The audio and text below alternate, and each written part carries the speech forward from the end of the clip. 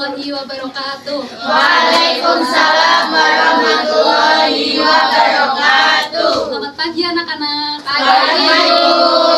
Sebelum memulai pembelajaran pada pagi hari ini, alangkah baiknya kita berdoa terlebih dahulu. Untuk itu, salah satunya diharap untuk menyiapkan berdoa. Mbak Dwi, silakan. Baik, untuk memulai pembelajaran kita pada pagi hari ini, alangkah lebih baiknya kita berdoa terlebih dahulu. Berdoa menurut agama dan kepercayaan masing-masing dimulai. Selesai. Terima kasih. Apa kabar kalian semuanya? Baik. Alhamdulillah. Sebelum mulai pembelajaran, Ibu cek presensi terlebih dahulu ya. Ya, Bu. Untuk Fahridotul Solihah, Hadir, Bu. Nur Hidayah, Hadir, Bu. Syamarah, Hadir, Bu. Dwi Krina, Hadir, Bu. Dwi Sintawati. Hadir, Bu. Oke, hadir semua. Alhamdulillah. Ini pada lemes-lemes semua nih. Semangat, yuk. Udah pada makan? Sudah. Makan apa tadi? Nasi. Oke, pada makan nasi semua nih. Gak ada yang makan roti. Wah. Donat. Orang Indonesia ya makan nasi ya. Ya. Nasi itu berasal dari apa sih? Anak-anak sekalian? Padi. Iya kan? Yes. Diapakan biar jadi nasi? Dimasak. Dimasak di sangrai. Direbus. Di magicom. Menanam nasi. Di rice cooker itu ada apa aja? Pemanasan ya? Iya. Menggunakan aliran Listrik. Oke. Nah, pada pertemuan sebelumnya itu kita telah membahas mengenai perubahan fisika dan Kimia. Sekarang Ibu mau menjelaskan mengenai bagaimana kita cara membedakan dari sifat fisika dan sifat kimia zat itu serta cara pemisahan campuran. Sebelum lanjut ke materi, di sini Ibu memiliki kertas nih. Nih kertas. Tadinya Ibu memiliki 3 kertas seperti ini. Ini masih tersisa 2 ya. Jadi yang satu Ibu remas. Dan yang satunya lagi sudah Ibu bakar. Coba perhatikan, berubah ya? Iya. Yang satu yang berubah bagaimana? Coba Mbak Anissa, apa yang terjadi? Perubahan apa yang terjadi? Bentuknya. Terus? Bentuknya aja. Ukuran ya Mbak, ukuran juga berubah. Dari yang seperti ini menjadi seperti ini. Iya. Nah untuk yang sudah dibakar, perubahan apa yang terjadi? Coba, apa saja yang berubah? Warnanya. Oke. Bau. Ukuran bau. Oke. Jadi dari keduanya itu mana yang menghasilkan zat jenis baru? Oke, sebelum kita lanjut, kita mau bahas dulu mengenai materi bagaimana sih cara kita membedakan sifat fisika dan sifat kimia zat. Jadi ada 2 perubahan. Yang pertama itu ada perubahan fisika sama perubahan kimia. Perubahan fisika ini merupakan perubahan pada zat yang tidak menghasilkan zat jenis baru. Ciri-cirinya tadi ya, tidak membentuk zat jenis baru serta tidak dapat kembali ke bentuk semula. Ini contohnya. Contoh dari perubahan fisika, beras yang ditumbuk menjadi tepung. Kan beras nih, beras masih bentuk beras kecil-kecil, ditumbuk berubah menjadi serbuk kecil. Apa yang terjadi? Perubahan bentuk. Oke. Ukuran. Ya, Warna. enggak, warnanya masih putih, Mbak. Kan beras yang ditepung masih putih ya. Jadi walaupun berubah dari beras ke tepung, namun sifat molekulnya itu masih sama antara beras dan tepung ini. Jadi mengapa perubahan ini dinamakan perubahan fisika? Karena tidak menghasilkan zat jenis Baru. Oke. Selanjutnya itu ada perubahan kimia. Perubahan kimia merupakan perubahan pada zat yang menghasilkan zat jenis baru. Ciri-cirinya itu tidak dapat kembali ke bentuk semula dan diikuti perubahan kimia melalui reaksi kimia. Ini contohnya dari pagar besi. Ini pagar besi yang kenapa anak-anak? Berkarat. Ya, pagar besi ini berkarat karena terkena hujan, terkena angin, dan suhu udara yang ekstrim. Lama-kelamaan, besi yang mengkilap akan menjadi berkarat karena mengalami korosif. Nah, maka dari itu kan besi ini tidak bisa kembali ke bentuk seperti semula, seperti baru lagi. Jadi menghasilkan zat jenis baru. Jadi mengapa perubahan ini dinamakan dengan perubahan Kimia. Nah, berarti tadi apa ini yang perubahan fisika mana, perubahan kimia yang mana? Yang gas jadi panas, kimianya yang dibakar. Betul sekali. Sebelum melanjutkan mengenai pemisahan campuran, apakah ada yang ingin ditanyakan mengenai perubahan fisika dan perubahan kimia? Belum. Sudah paham semua ya? Perubahan fisika itu menghasilkan Tidak zat baru. Sementara perubahan fisika menghasilkan Zat baru. Oke, untuk materi selanjutnya ini merupakan materi pemisahan campuran. Pemisahan campuran ini merupakan proses memisahkan dua atau lebih zat yang tercampur secara fisik sehingga komponen-komponennya dapat diidentifikasi atau digunakan secara terpisah. Jadi di sini kita akan membahas mengenai 5 teknik pemisahan campuran. Yang pertama itu ada teknik filtrasi atau penyaringan. Jadi, metode pemisahan di mana campuran ditempatkan dalam media penyaringan yang memungkinkan cairan atau larutan untuk melewati, dan sementara partikel padat lebih besar itu tertahan. Contohnya ketika memisahkan pasir dengan air menggunakan kertas saring. Jadi kan kita biasanya itu menggunakan kertas saring sebagai media penyaring untuk memisahkan antara pasir dan air. Yang bisa tertahan itu apanya coba? Pasir. Kenapa pasir bisa tertahan? Sementara air akan lolos gitu ya. Atau contoh yang lain lagi biasanya itu pada pengadukan bangunan. Kan pasir tuh diayak kan? Misalkan dari kerikil, batu atau media-media lain yang tercampur. Jadi di ayakan tersebut masih tersisa batu dan sementara pasir itu akan lolos. Untuk teknik berikutnya itu merupakan sentrifugasi, yaitu metode yang digunakan untuk memisahkan partikel yang lebih halus dalam jumlah lebih sedikit daripada filtrasi. Biasanya ini sentrifugasi digunakan di rumah sakit untuk pemisahan sel darah merah dan sel darah putih dari plasma darah menggunakan alat yang beraliran listrik. Untuk metode yang ketiga yaitu penyulingan atau destilasi, adalah metode yang digunakan untuk memisahkan zat cair dari campurannya. Biasanya itu digunakan pada pemisahan minyak bumi. Minyak bumi yang diambil dari perut bumi itu kan biasanya masih kotor nih, harus melalui beberapa tahap, yaitu tahap penguapan dan tahap pengembunan supaya menghasilkan minyak bumi siap pakai. Untuk tahap yang selanjutnya itu ada kristalisasi, merupakan metode pemisahan zat padat dari larutannya dengan cara penguapan. Contohnya itu petani garam mendapatkan garam dengan menguapkan air laut. Biasanya itu menggunakan bantuan sinar apa? Matahari. Ya, menggunakan energi panasnya ya.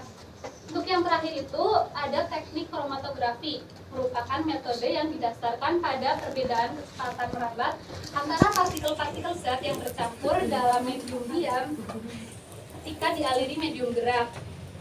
Contohnya itu ada kromatografi kertas, kromatografi lapis tipis, dan kromatografi gas. Nah, materinya ini udah selesai teman-teman. Apakah ada yang ingin ditanyakan mengenai pemisahan campuran? Belum. Berarti kita lanjutkan dengan sesi diskusi kelompok. Kita akan berdiskusi sesuai dengan pembagian kelompok yang sudah dibagi sebelumnya. Dibagi menjadi 3 kelompok ya teman-teman? Iya, Bu. Kelompok. Aku lagi bahasa. Ini diam-diam. Silakan Tidak. diskusinya setiap kelompok saja ya, jangan contek-contekan antar Iya, kelompok. Iya, Bu. Kalau ada yang ingin ditanyakan, silakan ditanyakan. Iya, ini punya siapa nih? Udah ready mau mau. Apa enggak tidur? Kiki kasih Kiki. Ini orang mana Kiki? Kan nggak air laut atau air di darat. Kok tapi itu semua gitu warna jauh di warna putih. Arah kok kan Buah air, buah di Tangerang orang-orang. kan.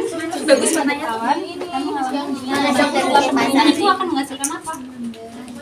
Lain. Oke, itu perubahan apa? Coba. Ya rusuh. Nanti kita bahas bareng-bareng. Bu, ini berisik nih Bu. Zikina, jangan makan ya Zik. Udah, nggak apa-apa. Diumpetin lagi. Tidak boleh ya.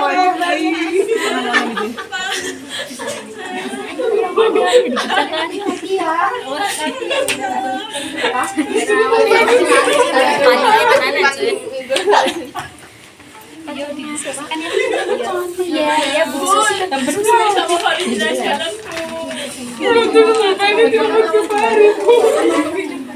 Udah selesai kelompok 3. Sudah. Kelompok 2. 2. Ya, maaf. Daduk dewe Pandi.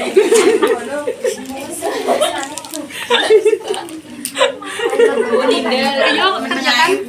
Iya.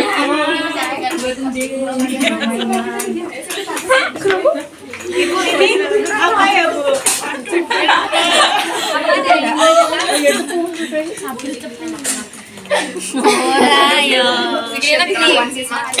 Di pembakaran lilin itu maksudnya lilinnya dibakar pas hari H atau gimana ya? Iya, dibakar itu. Oh iya, ini ada lilin.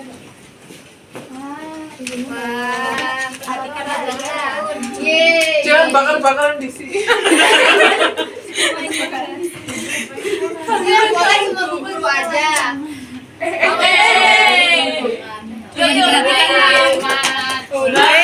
Jangan-jangan ini diperhatikan perubahan apa? Udah ada perubahannya tuh. Coba dia mati, perubahan apa yang terjadi? Mencair. Asap. Dia leleh. Bentuknya dari padatan menjadi leleh.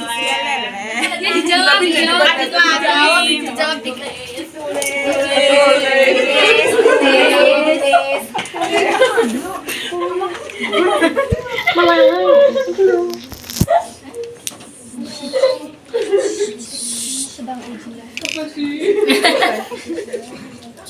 Ayo. Sudah selesai? Belum ada yang sudah. Dikit lagi Bu. Tulis.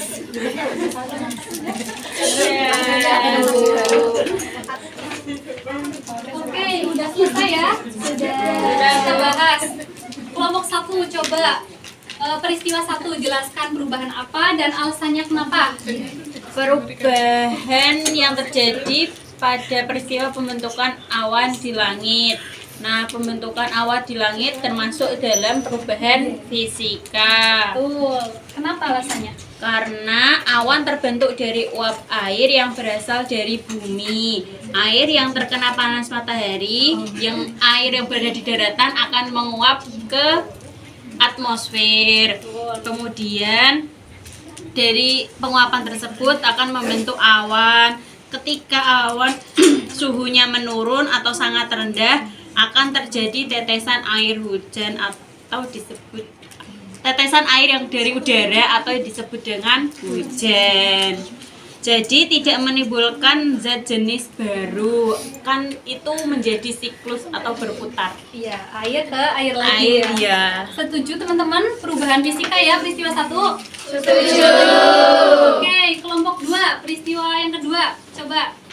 Untuk pembakaran lilin itu termasuk perubahan fisika. Nah, itu karena lilin yang meleleh karena panas setelah dingin, dia itu kan akan mengeras lagi kembali ke wujud pada seperti sebelum dibakar.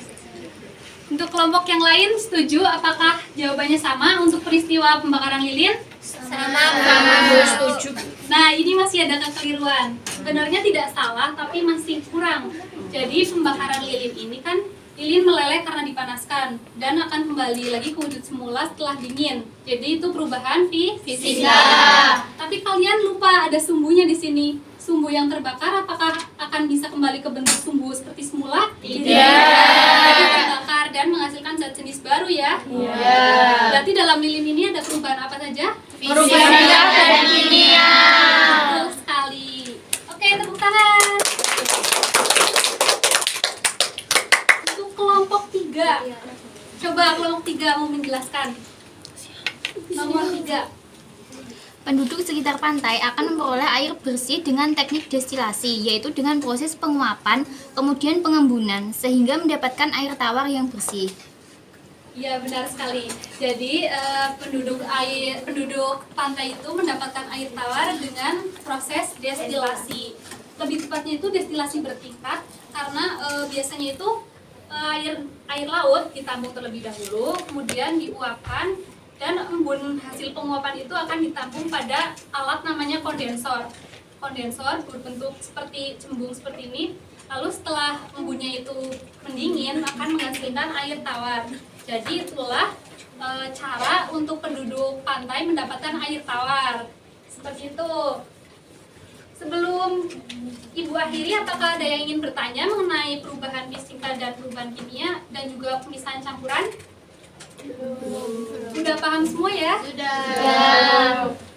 Baik, kalau sudah paham semua, Ibu beri penugasan untuk pertemuan berikutnya.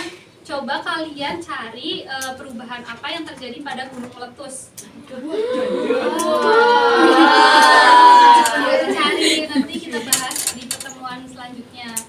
Oke, Ibu akhiri sebelum kita tutup, mari kita berdoa bersama-sama terlebih dahulu. Mbak Dwi, silakan Baik, sebelum pulang untuk mengakhiri pembelajaran pada siang hari ini, alangkah lebih baiknya kita doa menurut agama dan kebijakan masing-masing. Amin. Doa selesai. Terima kasih kepada anak-anak sekalian yang telah aktif berpartisipasi. Kurang dan lebihnya mohon maaf. Wassalamualaikum warahmatullahi wabarakatuh. Waalaikumsalam.